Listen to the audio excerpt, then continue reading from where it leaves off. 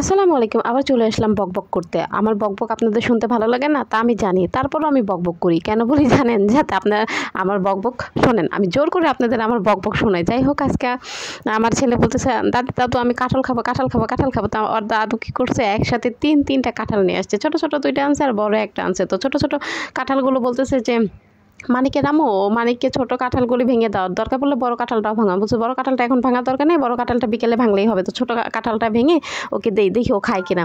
তারপরে ছোট কাঁঠালটা সুন্দর মতো ভাঙলাম, ভাঙার পরে ওকে বলতেছি, আব্বু আব্বু তুমি কাঁঠাল খাবে? বলে হ্যাঁ আমি কাঁঠাল খাবো। কেমন ওয়া হয়েছে? আমি বলছি খুব সুন্দর ওয়া হয়েছে, তুমি দেখবে। তো কাঁঠালটা ভাঙার সময় খুব কষ্ট হয়েছে, কাঁঠালের উপরের কোনোই কোষ নাই। যাই হোক উপরের কোষ দেয় কী হবে, উপরের অতটুকু তো আমি কেটেই ফেলে দিলাম। কেটে ফেলার পর আমার ছেলে বলতেছে, আম্মু উপরেরটা কেন ফেলে দিলে? উপরেরটা কতগুলো কোষ আছে তুমি জানো? আমি বলছি উপরেরটা আন্ডা কোষ আছে, আন্ডা কোনো কোষই উপরে নাই, উপরে শুধু ফাঁকা। বলে তুমি বেশি বোঝো না, ওইটার মধ্যে তো অনেক কিছু আছে, অনেক ওইটা মজা। আমি বলছি তাহলে তুমি ওইটাই বসে বসে খাও, তুমি কাঁঠাল খাই কী করবো, তুমি ওইটাই খাও, ওইটাই খাও। না না না আম্মু ওইটা আমি খাই কী করবো, ওইটা খাবো না, থাক। তো ওইটার মধ্যে যেহেতু কোষ নাই তাহলে না থাক, আমি তাহলে অন্যটা খাচ্ছি। আমি বলছি হ্যাঁ অন্যটাই খাও, দেখো অনেক মজার কোষ। পরে কাঁঠালটা যখন খুললাম, হ্যাঁ সত্যি ওই কোষগুলো অনেক মিষ্টি ছিল। তো আমার ছেলে বলতেছে, আম্মু এই কোষগুলো এত মিষ্টি কেন? আমি বলছি এত মিষ্টি কেন সেটা তো আমি বলতে পারবো না, গাছ যে বিক্রি করছে তাকে জিজ্ঞেস করতে হবে। তো তাকে যদি জিজ্ঞেস করো তাহলে সে বলবে গাছটা অনেক ভালো ছিল সেই জন্য এত মিষ্টি ছিল। যাই হোক আমার ছেলে এই কাঁঠালটা নিয়ে অনেক মজা করে খাইতেছে আর বলতেছে, আম্মু কাঁঠালটা খাবো, তা আমাকে আর কিছু খেতে দিবে? আমি বলছি আবার কি খাবে, আর কিছু কি খাওয়ার আছে?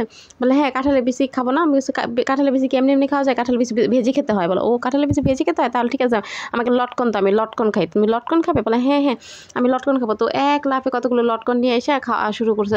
এদিকে ওর দাদু চিংড়ি মাছ নিয়ে আসছে, সেই চিংড়ি মাছ সুন্দর মধ্যে কাটাকুটি করে বাছাবাছি করতেছে। বলতেছে যে মৌসুমী এই চিংড়ি মাছগুলো না লতিতে রান্না করো, ঠিক আছে? লতিতে রান্না করলে অনেক মজা হবে। আমি বলছি লতিতে এত বড় বড় চিংড়ি মাছ, লতির জন্য তো ছোটো ছোটো চিংড়ি মাছ আনলে ভালো হতো, তাহলে খুব সুন্দর করে মজা করে লতি খাওয়া যেত। বলে কি যে ছোটো চিংড়ি তো বাজারে দেখলাম না, তাই বড় বড় চিংড়িগুলো নিয়ে আসলাম। যাই হোক এই বড় বড় চিংড়িগুলো লতি দিয়ে ভালো লাগবে। আমি বলছি বড় বড় চিংড়ি যেহেতু লতি দিয়ে ভালো লাগবে তাহলে মাঝখানে 2-3টা করে কাটলে ছোটো ছোটো হবে, তখন বেশি ভালো লাগবে। বলে ঠিক আছে কিছু তাহলে লতির সাথে রান্না করো আর কিছু ভুনা করে। আমি বলছি ঠিক আছে কিছু লতির সাথে রান্না করবো আর কিছু না হলে ভুনা করবো। এদিকে আমার ছেলে বলতেছে, আম্মু লটকনটা তো অনেক সুন্দর। আমি বলছি তাই, লটকনটা অনেক সুন্দর? বলে হ্যাঁ অনেক মজা অনেক মজা। তারপর আমার ছেলে কাঁঠাল খাচ্ছে আর বলছে, কাঁঠালটা তুমি কোথা থেকে আনছো? দেখো না কাঁঠালটা কত মিষ্টি, এত মিষ্টি কাঁঠাল কেউ কখনো খায়? আমি বলছি মিষ্টি কাঁঠালে তো খেতে হয়, মিষ্টি কাঁঠাল না খাইলে কি মজা পাওয়া যায়? বলছে কে বলছে মিষ্টি কাঁঠাল না হলেও তো মজা লাগে, দেখো না কিছু কিছু কাঁঠাল আছে অনেক মজা লাগে। আচ্ছা যেই হোক এই ফলটা এমন টকটক কেন?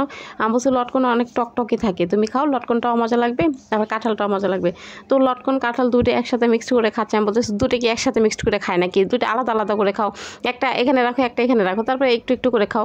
বলতেছে না না আমি একসাথে খাবো একসাথে খাবো। ঠিক আছে একসাথেই খাও।